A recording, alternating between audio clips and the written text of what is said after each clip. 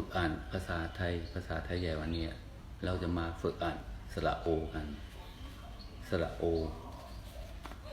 ตาโตตาโตโมโหโมโห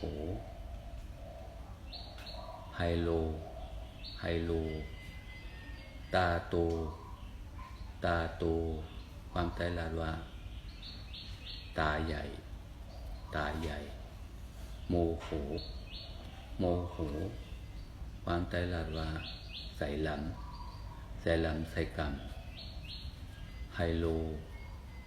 ไฮโลเป็นตั้งเรียนไพ่ไฮโลไพ่ไฮโลโยคะ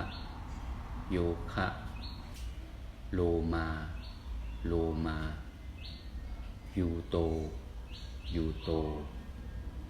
โยคะโยคะตั้งเรียนโยคะตั้งเรียนโยคะโลมาโลมาเนี่ยเป็นสื่อป่าโลมาป่าโลมายูโตยูโตยูตั้งเรียนยูโตตั้งเรียนจูโตตั้งเรียนไลจูโตตาโตตาโตตาใหญ่ตาใหญ่โมโหโมโหใส่หลำใส่หลำไฮโลไฮโลไพ่ไฮโลไพ่ไฮโลไพ่ไฮโลโยคะ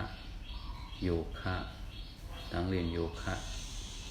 ตั้งเรียนโยคะโลมาโลมาป่าโลมาป่าโลมายูโตยูโตตั้งเรียนจูโตไลจูโต